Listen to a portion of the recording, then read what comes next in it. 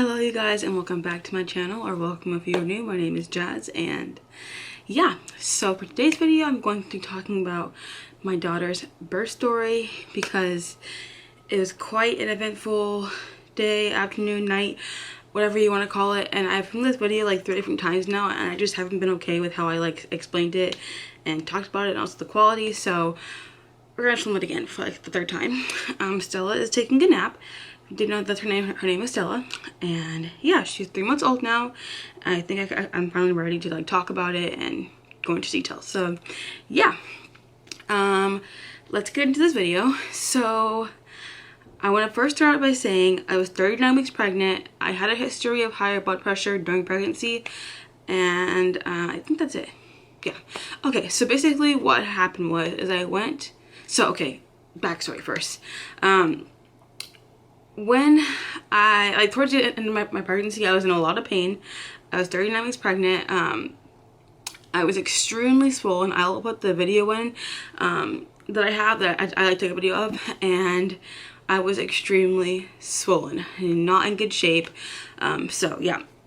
So anyways, I was 39 weeks pregnant. I woke up to go to my 39-week checkup, and I knew that day that I was going to give birth or I was going to be induced, because I just had a feeling, I feel like you always have a feeling and you kind of just know. And so yeah, I went to my appointment. I was already not in good shape, and I kind of knew what she was going to tell me because I had an idea. But it took my blood pressure, and it was 160 over 90. And if you know about blood pressure, then you know that's kind of high, kind of alarmingly high. But so yeah, and did all checkups. I was I think I was 3 centimeters dilated, 100% face at that point. And yeah, I just wasn't going to labor. I was extremely swollen, guys. I had cankles.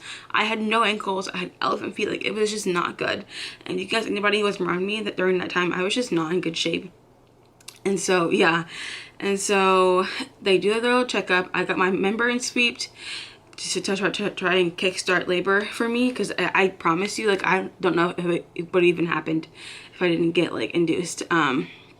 So that happened, and then my midwife was like, hey, we're gonna do an ST on you, just to make sure that your baby's okay. I'm gonna go talk to her doctor real quick, because she's a midwife, so she has to go talk to the doctor to see what we're gonna do for you, because you're clearly not in good shape and your blood pressure is up. So anyways, I go and get my NST done. Then I check my blood pressure again, and it went up to 170 over 110, and that's dangerously high, super high. Basically, I was showing signs for I think it was it's called preeclampsia, but I had preeclampsia, if that makes any sense. And so yeah, so I do my NST. I think I passed the NST. I'm not really sure. But anyways, one of the techs comes in, and she's like, hey, you need to go to the hospital. They're gonna decide if they want to induce you, or basically decide what we're gonna do for this baby, because she's clearly not coming on her own and you're not in good shape. And so I wasn't really expecting to go to the hospital after that appointment, but it's what it is. Honestly, I was so miserable by that point that I was like, let's just go.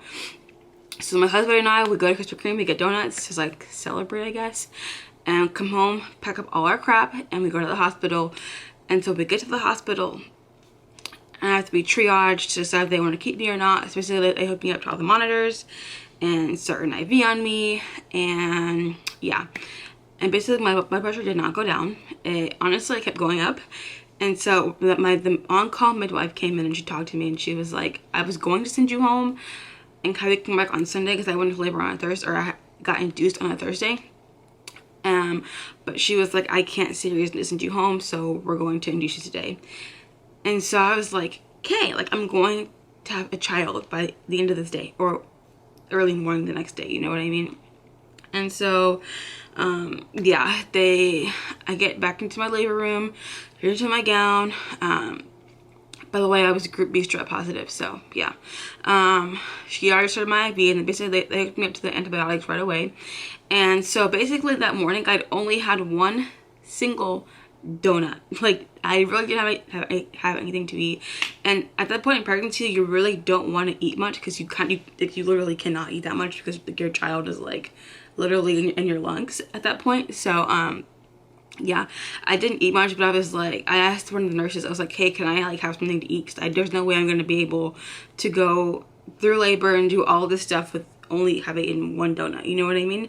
And she was like, I don't know, like I have to go and ask your like midwife. And I'm like, can I please just eat something? Like I'm going to need food to eat. And so she wouldn't ask my midwife. And she was like, it's fine, like she can eat, and then we'll like have to wait an hour to like start the Pitocin and antibiotics. So that was fine.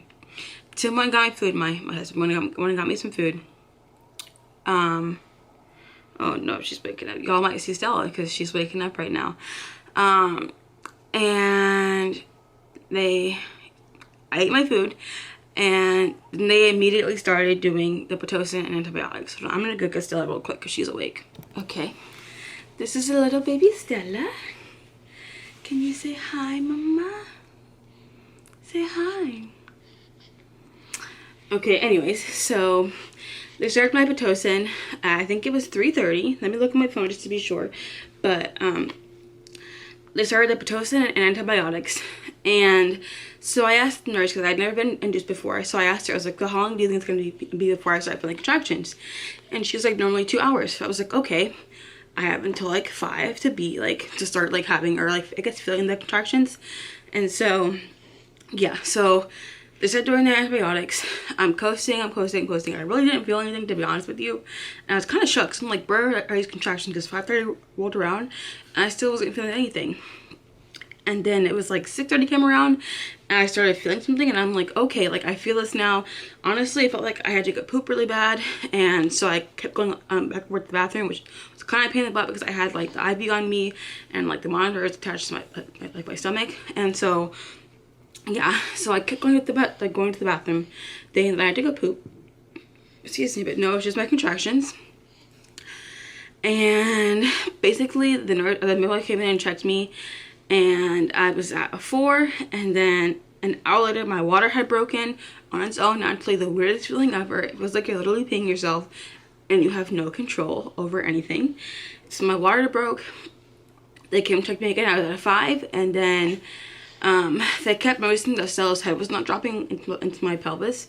And so they kept like having me do like all these weird motions and laying on my side, sitting up, using the peanut ball, doing all these different things. And so, yeah, and so honestly, my contractions got so bad that they're coming every single hour. I was not even able to keep up. Like, it was beginning to get too much for me. And so originally I didn't want to get an epidural. I didn't want to be induced. Like, basically everything that I didn't want to happen happened. So yeah, are you talking? You see yourself in the camera? So yeah, they kept noticing that her heart was dropping as well, and so they attached a monitor to me, like transvaginally, if that makes sense, and they literally stuck onto my leg to, like, I guess, keep track of her.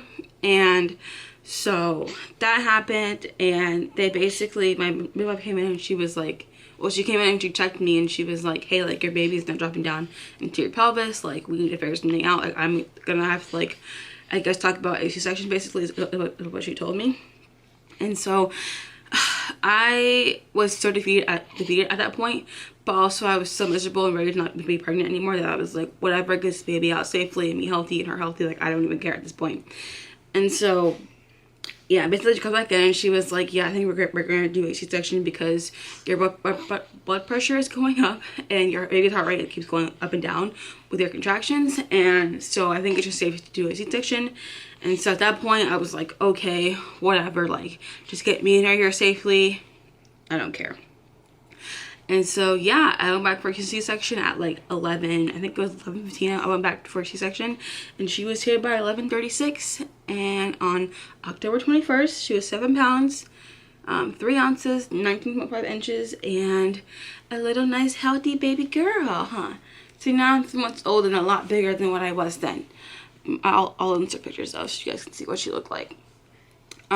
So yeah, and that's how she came into the world. It was a little hectic, a little eventful. So yeah, and honestly, I want to go back to the whole epidural thing. I was terrified to get an epidural. I mean, like, I was scared. I was so scared to get an epidural. and there's really no reason for me to be scared. Honestly, the worst part about it is getting back shots. Well, getting the shots in your back, not back shots, but the back shots. And that hurt less than getting my IV. The IV to me was the worst part of the whole entire experience, minus the recovery. So yeah, so if you're scared to get an epidural, honestly, it's not that bad. But honestly, you can have your own choices, your own opinions, do whatever you want. And so, yeah. Are you getting fussies?